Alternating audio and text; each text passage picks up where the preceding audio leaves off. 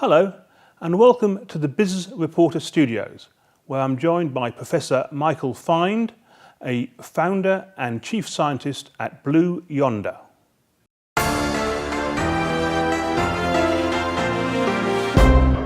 Hello. Hello. Data is everywhere. It's easy to gather, it's easy to store, but what's it worth? What can we do with it?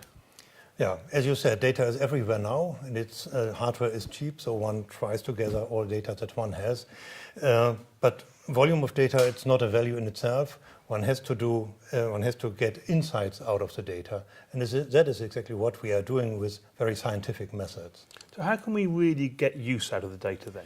We are actually making statistics of things that happen in this data. And in statistics, one distinguishes between several kinds. The first thing is what everybody knows, descriptive statistics. That tells us what has happened in the past. Way more interesting is what will happen in the future. That is called predictive analytics, and that is the second part that we are doing. The third part is then, once you have a prediction of what will happen in the future, what is then the decision or the action that I have to choose in order to, for example, to maximize profit from it or to get the best decision?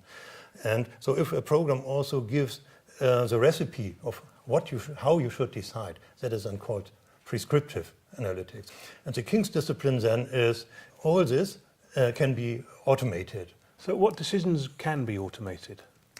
We can automate all those decisions that come again and again on a more or less regular basis. So this is not the few once-in-a-lifetime strategic decisions. It's not those, but it is very many decisions. We say it's 99.9% in the business, because usually you have, for example, to decide every day on each article in each store whether you need to order more articles. So these are many decisions. For some of our customers, we make something like 10 or 20 or 30 million predictions and decisions per day. You've been talking about retail there. Let's look at that sector. How would it work there? Let's take the following example. You are the manager of a meat department, and it's your job to have enough meat every day there, but not too much. So we first start with statistics. We have all the data of this shop, of all the sales and all the availabilities, but also all weather conditions, for example, and holidays and so on in our historical database. Starting from this, we then make predictions of what will be the demand for each single article tomorrow and the day after tomorrow. On the basis of these predictions and the stocks that you have available now, you then have to decide how many do I have to order and how much do I have to order. And this decision is now made optimally, and this is the prescriptive part that the system gives you just the recipe, order so and so many. And the King's discipline then is that this is done completely automatically and directly fed into the ordering system. And what effect does all this have on pricing? Pricing is another very important example of what one can do in retail with our methods.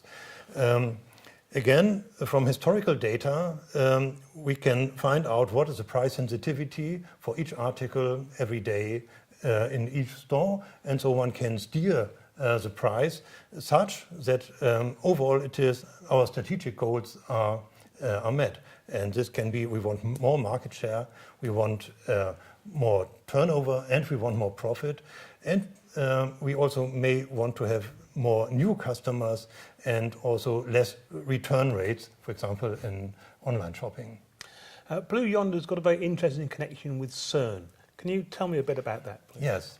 So CERN is the largest particle accelerator in the world.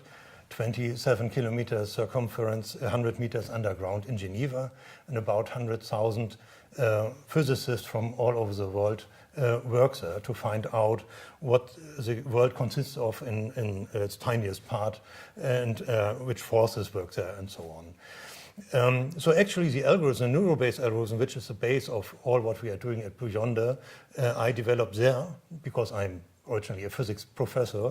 I developed there for analyzing such purely scientific data. And only later I have noticed that the same mathematics, the same programs are also very, very valuable in other things, for example, retail. So research from CERN has made its way into high streets across the land. Yes, that is true. From CERN to the Yes. high streets, how Right. interesting. What other major clients do you work with?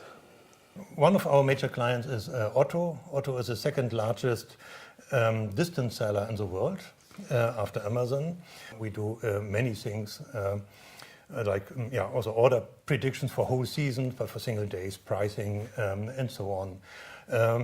A few large drugstore chains belong to our customers, and also very large supermarket chains, for example, Kaufland and Tengelmann. For Kaufland, for example, we save just meat waste for more than 10 million euros per year. Other examples are Natsu. Natsu is a sushi chain. Sushi is very delicate because it has a lifetime of only 1 or 2 days. So there's lots of waste there, and one has to have very accurate predictions.